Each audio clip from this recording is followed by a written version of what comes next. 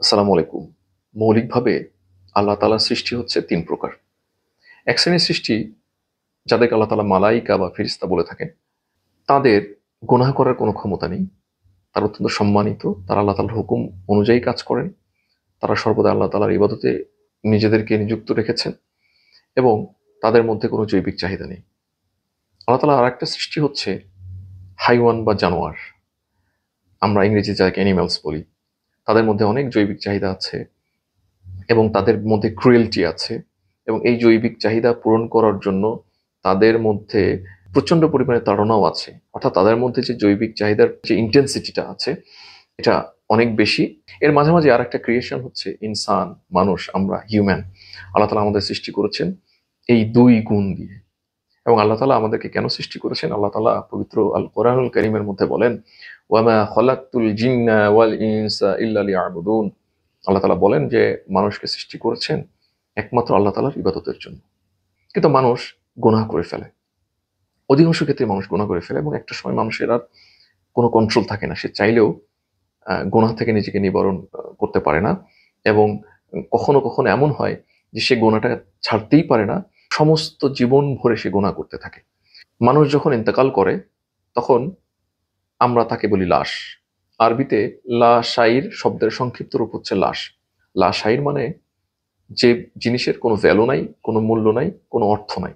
তাহলে একজন মানুষ জীবিত থাকতে গেলে তার মধ্যে রুহু থাকতে হয়, অর্থাৎ জীবন থাকতে হয়। দুইটা জিনিসের সমন্বয়ে মানুষ জীবিত থাকে। এখন আল্লাহ তাআলা মানুষকে জীবিত রাখার জন্য যে রুহু ফুঁকে দেন মানুষের মধ্যে, এই রুহুর মধ্যে নফস নামক একটা জিনিস থাকে যেটা মানুষকে গুনাহ করার জন্য স্টিমুলেট করে। আর রুহের কাজটা হচ্ছে মানুষকে জীবিত রাখে এবং তাকে ভালো ভালো কাজের জন্য নির্দেশনা প্রদান করে, ভালো ভালো কাজের জন্য স্টিমুলেট করে। এই দুইটার ক্ষমতার মধ্যে রুহের ক্ষমতা বেশি থাকে। জন্মগতভাবে মানুষ এভাবেই জন্মগ্রহণ করে যে তার মধ্যে আমলের জন্য ইচ্ছা হবে, তার মধ্যে আল্লাহর হুকুম মানার ইচ্ছা থাকবে, মানুষের মধ্যে ভালো কাজ করার টেন্ডেন্সিটা বেশি থাকবে। পাশাপাশি নফস তার যে ক্ষমতা, যে মানুষকে দিয়ে গুনাহ করানো, মানুষকে গুনার দিকে ধাবিত করা, মানুষকে দিয়ে খারাপ কাজ করা, তার যে ক্যাপাবিলিটি সেটা থাকে রুহের তুলনায় কম্পারেটিভলি কম।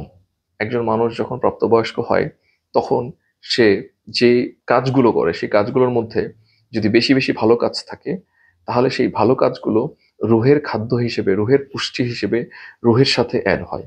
তখন রুহটা বেশি শক্তিশালী হয় এবং যেহেতু তার খারাপ কাজের পরিমাণ কম, তখন ওই নফস যেহেতু খারাপ কাজ অর্থাৎ তার যে খাবার গুনাহ সেটা সে পাচ্ছে না, সে ধীরে ধীরে দুর্বল হতে থাকে। এই জন্য একজন মানুষের যখন বেশিরভাগ কাজ ভালো থাকে, বেশিরভাগ অ্যাক্টিভিটিসটা আমলি হয়, তখন তার রুহু শক্তিশালী হয়ে যায় এবং তার নফস অর্থাৎ গুনাহ করার ক্ষমতা, গুনাহ করার শক্তি, গুনাহ করার ইচ্ছা, প্রবণতা এগুলো কমে যায়। আর কোনো মানুষ অ্যাডাল্ট হয়ে যাওয়ার পরে যখন বেশি বেশি খারাপ কাজ করে তখন তার এই নফসটা হয়ে যায় শক্তিশালী এবং একটা পর্যায়ে রুহের উপরে কর্তৃত্ব পেয়ে যায়। নফস এই রুহের কন্ট্রোলটা নিয়ে নিয়ে মানুষকে বেশি বেশি খারাপ কাজের দিকে ধাবিত করে, বেশি বেশি করে স্টিমুলেট করে, বেশি বেশি করে প্রভাব বিস্তার করতে পারে। এই জন্য আলেম ওলামা বলেছেন যে তোমরা গুনাহের আশেপাশেও যেও না, গুনাহের ধারে কাছেও যেও না। একটা সময় এমন হয়ে যায় যে নফস এত বেশি শক্তিশালী হয়ে যায় যে রুহের উপরে তার কন্ট্রোল চলে আসে। আর রুহের উপরে যখন কন্ট্রোল চলে আসে তখন কিন্তু আর রুহু মানুষকে দিয়ে ভালো কাজ তো করাতে পারেই না, বরঞ্চ নফসের কাছে আত্মসমর্পণ করে ফেলে এবং নফস মানুষের উপরে কর্তৃত্বশীল হয়ে যত ধরনের খারাপ কাজ, যত ধরনের অন্যায় অবিচার সেটা করাতে থাকে। আজকের এই ভিডিওটা যদি আপনি পরিপূর্ণ হয়ে বুঝে থাকেন তাহলে আই রিয়েলি বিলিভ ইনশাআল্লাহ আপনি রুহ কি এবং নফস কি এটা বুঝতে পেরেছেন। এবং আমি আরো আশা করি যে আপনি বুঝতে পেরেছেন কিভাবে রুহ শক্তিশালী হয়, কিভাবে নফস শক্তিশালী হয়। বাই ডিফল্ট আমাদের মধ্যে আল্লাহ তাআলা একটা এনিমি দিয়ে দিয়েছেন। এত ভয়ঙ্কর, এত শক্তিশালী এনিমি বিল্ট ইন দিয়ে রেখেছেন। এখন আমরা যদি আমাদের কার্যকলাপের মাধ্যমে আমাদের সেই এনিমিকে, আমাদের সেই অপশক্তিটাকে, যেটাকে আমরা এতক্ষণ বিশ্লেষণ করে বললাম যে নফস, সেই নফসকে যদি আমাদের কার্যকলাপের মাধ্যমে শক্তিশালী করে ফেলি তাহলে নফস আমাদের দেহের উপরে, আমাদের রুহের উপরে শক্তিশালী হয়ে যে আমাদেরকে ভালো কাজ করার সামর্থ্য কমিয়ে দিবে, খারাপ কাজ করার জন্য আমাদেরকে স্টিমুলেট করবে এবং আমাদেরকে দিয়ে বেশি বেশি খারাপ কাজ করাতে পারবে। তো এই জন্য আমরা যদি আমাদের রুহকে শক্তিশালী করতে চাই, আমরা যখনই সুযোগ পাবো আমরা আমল করব। গুনাহ তো করবই না। অর্থাৎ আপনি মনে রাখবেন, আপনি যখন গুনাহ করবেন তখন কিন্তু আপনার নফসকে আপনি একটা খাবার দিয়ে দিলেন, আপনি নফসকে শক্তিশালী করে দিলেন। আপনি যদি একটা গুনাহ করে ফেলেন, সেই গুনাহের দ্বারা নফস কিছুটা শক্তিশালী হয়।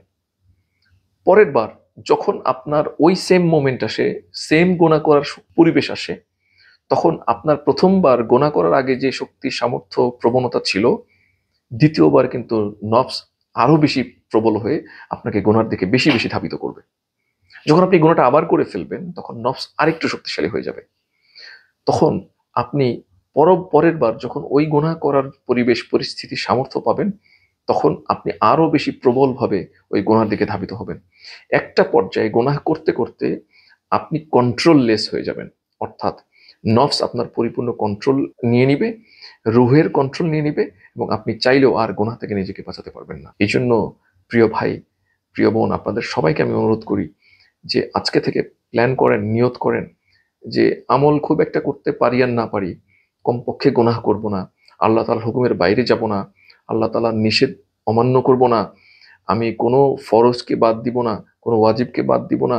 আল্লাহ না করুক যদি আমরা গুনাহ নিয়ে ইন্তেকাল করি, গুনাহ নিয়ে কবরে চলে যাই, তাহলে আমাদের ঠিকানা হবে প্রচন্ড ভয়াবহ জাহান্নাম আর কবরের মধ্যে ভয়ানক শাস্তি। তাই আল্লাহ তাআলা আমাদের সবাইকে বোঝার তৌফিক দান করুন, গুনাহ থেকে বাঁচার তৌফিক দান করুন, বেশি বেশি আমল করে রুহকে শক্তিশালী, এবং গুনাহ ছাড়ার মাধ্যমে, বেশি বেশি আমল করার মাধ্যমে নফসকে বেশি বেশি দুর্বল করার তৌফিক দান করুন। এভাবে করে আমরা গুনাহমুক্ত জীবনযাপন করে একজন বেরের মুসলিম হিসেবে কলেমার সাথে জান্নাতের নাজ নিয়ামত দেখতে দেখতে বিনা হিসাবে জান্নাতি হয়ে ইন্তেকাল করতে পারি। সেই তৌফিক আল্লাহ তাআলা আমাদের সবাইকে দান করুন। আসসালামু আলাইকুম ওয়া রাহমাতুল্লাহ।